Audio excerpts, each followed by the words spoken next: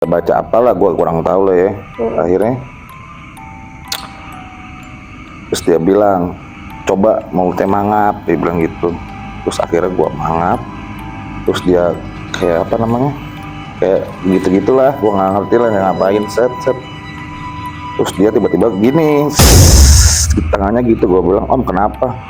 Dia diem aja. Akhirnya pas udah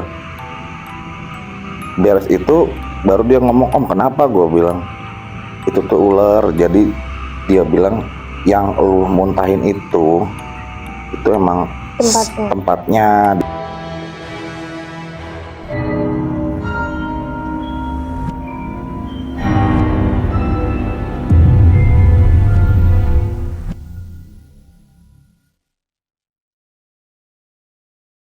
Guys, selamat datang di Nirmala Rembulan.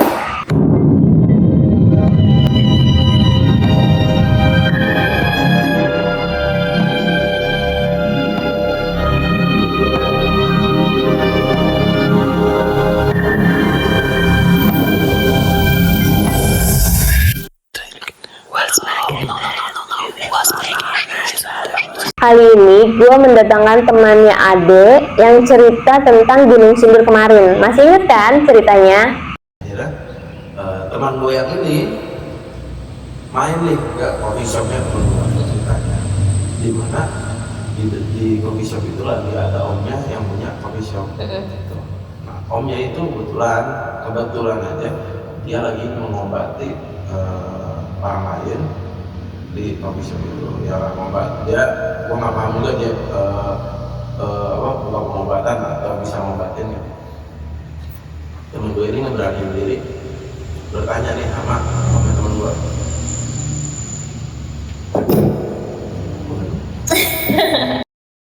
Namamu Mbot. Iya, halo. Gimana buat kegiatannya apa nih? Kegiatan apa ya? Kegiatan sehari-hari lah, gokil. Datang sehari-hari paling gua sekarang itu ikutan WO teman kalau di weekend, sama jadi pengurus klub sepatu roda gitu. Keren. Nah guys, kita bakalan cerita tentang hal-hal yang dialamin sama Mbot. Dan jangan lupa like, comment, and subscribe, dan bunyiin loncengnya.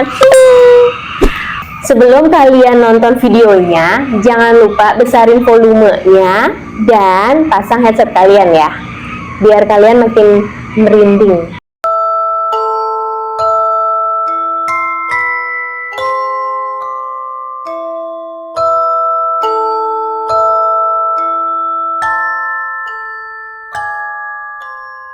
Nah, gimana buat ceritanya?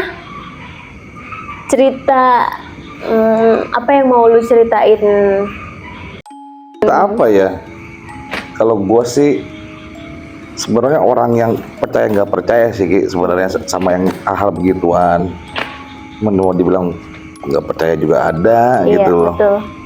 Ya, tapi buat gua sih ya masing-masing aja lah gitu. Apa ya, terakhir sih, kalau yang terakhir tuh, jadi gue diajak sama temen gue namanya Ade itu bangun sekolah di Gunung Sindur lah. Pertama kali gue kesana itu suasananya dari depan sekolah pada umumnya aja, nggak ada, biasa aja, maksudnya nggak ada yang serem atau bagaimana, nggak ada. Tapi kan karena emang itu si bangunan itu adanya di belakang pojok banget, di paling pojok aja di belakang. Pas makin jalan makin ke dalam itu ngerasa wah kok kayaknya nggak enak nih. Cuma saat itu gue emang nggak ngomong ke si Ade. Akhirnya besoknya kesana lagi masih perasaan yang sama, tapi belum kejadian yang aneh-aneh, cuma ngerasa gak enak aja. Akhirnya gue nanya ke Ade, "Deh, lu ngerasa nggak enak nggak di sini?" "Iya mas." "Udah diem aja," dia bilang gitu. Oh ya sudah. Memang sih pas masuk emang rada aneh, hawanya tuh aneh. Cuma ya gue beraniin aja. Gue nih takut tapi penasaran orangnya. Udah akhirnya beberapa kali kesana emang ngerasa nggak enak. Terakhir itu gue kesana itu, gue kan emang punya asam lambung. Di kotak makan suka kumat, pengen muntah-muntah. Kebetulan pas hari itu gua itu emang telat makan. Terus akhirnya gua muntah itu di kayak ada lahan kosong gitu tuh, isinya pohon pisang gitu sih. Akhirnya gua muntah di situ. Ya udah buat gua kan, ya udah gua muntah tempat, karena udah kepepet gua muntah sembarang di situ. Itu dari situ dada gua tuh ngap. Gua pikir gua, wah asam lambung nih kayaknya nih. Cuma gua minum, gua isi lagi kok malah makin gak enak, makin ngap malah sesek gitu. Dari itu gua ngerasa dada gua sesek banget dah, mungkin nggak sakit aja, tapi dari gua nggak kenapa-napa gitu, dari gua seger aja. Kalau udah gua sakit, gua nggak bisa berdiri. Akhirnya gua panik, gua bilang, "Dek, ayo deh pulang. Ya udah akhirnya pulang. Gitu kejadiannya. Udah terus gua bilang ke si Ade, "Dek, cabut yuk," gua bilang gitu. "Kenapa?"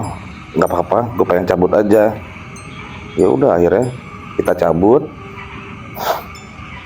Selang berapa meter jalan itu ngapnya hilang.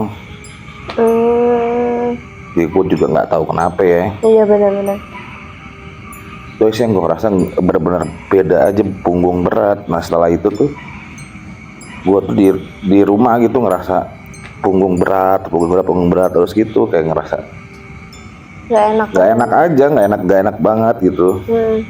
Nah terus gue setelah itu tuh berapa hari itu gue ke tempat kopinya temen gue di Pakuan lah. Terus lagi ngobrol-ngobrol, ada omnya temen gue itu katanya bisa ngobatin.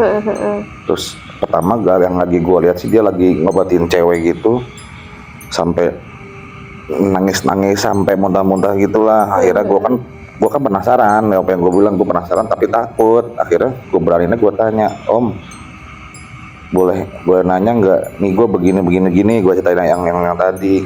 Dia bilang, "Ya udah, sini dulu, duduk." Udah gue duduk di depan dia. Terus dia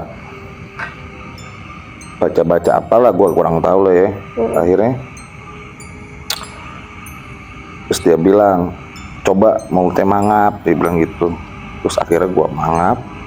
Terus dia kayak apa namanya, kayak gitu-gitulah, gua nggak ngerti lah ngapain. Set terus dia tiba-tiba gini di tangannya gitu. Gua bilang, "Om kenapa?"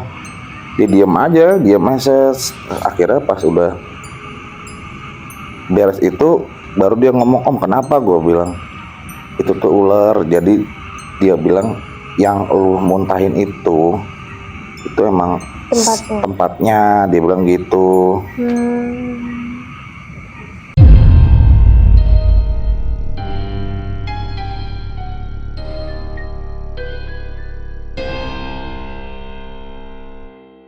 Ya udah. Itu setelah itu lu baik-baik aja. Baik-baik aja, alhamdulillah. Dan gua diajak lagi ke sana, gua nggak mau. Iya sih, jangan. Karena kondisinya udah kayak gitulah ya.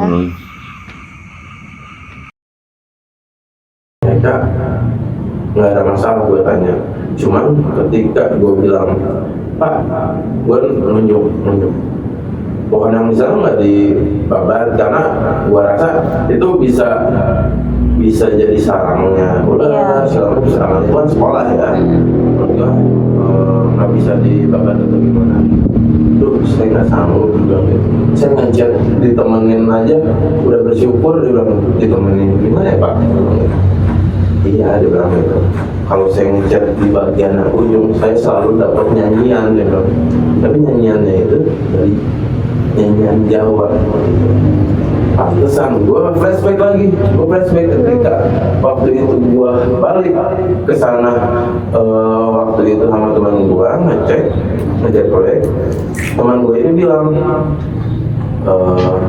Pak Yanto namanya yang ngecek. Pak Yanto lagi ngecek di gedung sebelah, tapi yang bikin aneh sambil nyanyi Jawa. Masa sih? Emang dia orang Jawa kali, gue pikirnya gitu. Enggak deh, gua temenin dia nyuruh gua udah ke sana aja deh. Saya udah ditemenin. Oh ingat lagi kan Mata gua. oh mungkin gitu dia yang ngerti gitu kan nggak paham gitu. Akhirnya kayak gini beres, akhirnya gue ada sedikit intermezzo sama si tukang les si Pak D itu. Pak, gue nggak paham Pak D itu bisa lihat atau bisa merasakan atau gimana. Pak D intinya bilang pada awal mereka datang itu ada sosok cewek. Gue merinding. Di ceritanya Ade yang lalu kan Ade bilang ada salah satu tukang yang dia ngechat. Nah, lu kenal nggak itu bapak itu? Gue nggak kenal, tapi gue tahu cerita itu. Yang dia ditemenin sama. Iya, terus gue dengar juga setelah gue kejadian yang dada gue ngap itu, dapat kabar kalau gurunya itu kesurupan di sana. Nah gitu guys ceritanya, jadi bukan cuma Ade aja yang ngalamin, ternyata ada Mbok juga yang ngalamin, yang karena mereka berdua yang ngalamin seperti yang kalian banyak yang bertanya-tanya nih gimana kondisinya apa segala macam. Ini season keduanya kita ya. Jadi ini ending dari cerita Gunung Sindur ya guys, dan pertanyaan-pertanyaan kalian sudah terjawab. Oke, cerita Gunung Sindurnya sudah selesai dan sampai jumpa. Dadah.